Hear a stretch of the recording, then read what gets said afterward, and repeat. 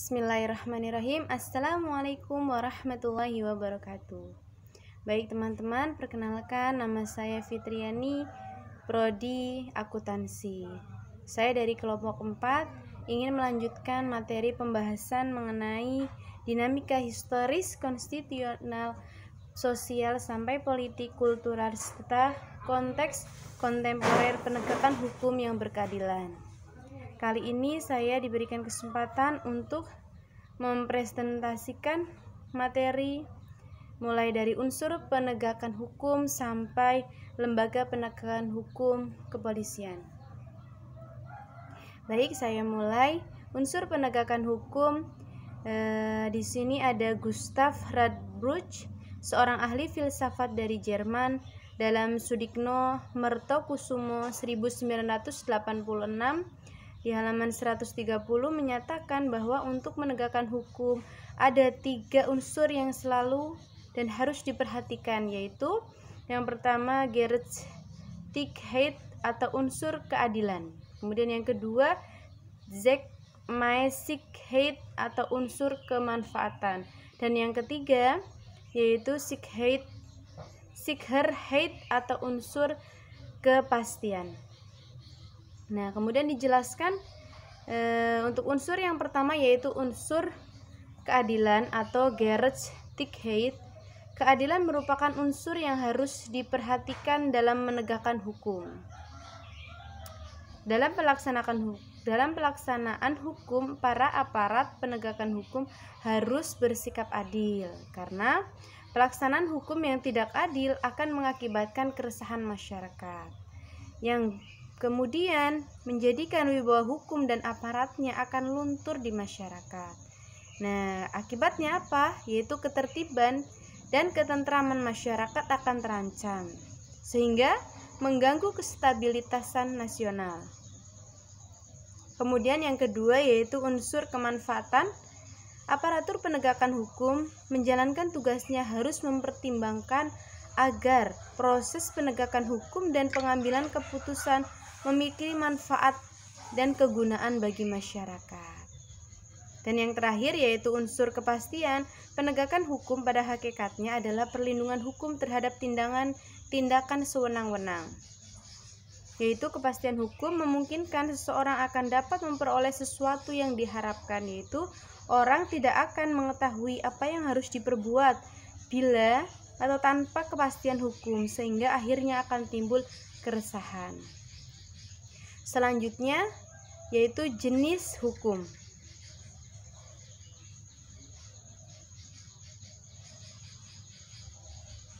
Jenis hukum di sini dibagi menjadi 2. Yang pertama yaitu hukum material, kemudian yang kedua yaitu hukum formal. Saya akan menjelaskan yang pertama yaitu hukum material. Hukum material yaitu hukum yang memuat peraturan-peraturan yang mengatur kepentingan dan hubungan-hubungan yang berupa perintah-perintah dan larangan-larangan. Contohnya pada kitab Undang-Undang Hukum Pidana KUHP. Muatannya aturan atau ketentuan hukum bagi orang yang melakukan tindakan hukum, dan terdapat di kitab Undang-Undang Hukum Perdata yaitu KUHP. Muatannya jenis-jenis hukum, hukuman dan ancaman hukuman terhadap tindakan melawan hukum. Kemudian jenis hukum yang kedua yaitu hukum formal atau hukum acara. Peraturan hukum yang mengatur tentang cara bagaimana mempertahankan dan menjelaskan peraturan hukum yang mengatur tentang cara bagaimana mempertahankan dan menjalankan peraturan hukum material. Contohnya yaitu pada kitab Undang-Undang Hukum Acara Pidana KUHAP. Kemudian pada kitab Undang-Undang Hukum Acara Perdata KUHP. Muatannya melalui hukum acara, hukum material dapat dijalankan atau dimanfaatkan. Kemudian yang kedua, tanpa adanya hukum acara, maka hukum material tidak dapat berfungsi. Di sini saling berkaitan antara hukum material dan hukum formal. kedua jenis hukum ini.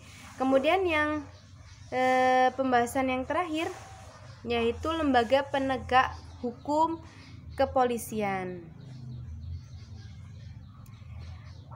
Kepolisian, lembaga penegak hukum kepolisian, alat negara penegak hukum yang terutama bertugas memelihara keamanan dan ketertiban di dalam negeri.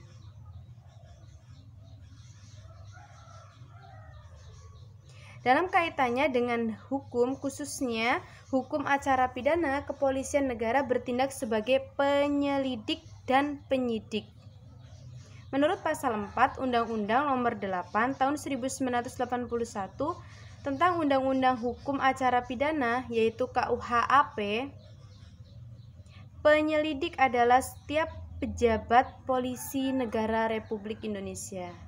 Selain selaku penyelidik, polisi bertindak pula sebagai penyidik. Menurut pasal 6 Undang-Undang Nomor 8/1981 yang bertindak sebagai penyidik, yaitu yang pertama pejabat polisi negara Republik Indonesia. Kemudian yang kedua, pejabat pegawai negeri sipil tertentu yang diberi wewenang khusus oleh undang-undang. Sementara itu, lanjutan materi dari saya. Demikian, bila ada salah kata atau perilaku, saya mohon maaf. Bila ada yang ditanyakan, silakan bisa berkomentar di kolom komentar di YouTube. Terima kasih teman-teman atas perhatiannya. Mohon maaf. Saya akhiri. Wassalamualaikum warahmatullahi wabarakatuh.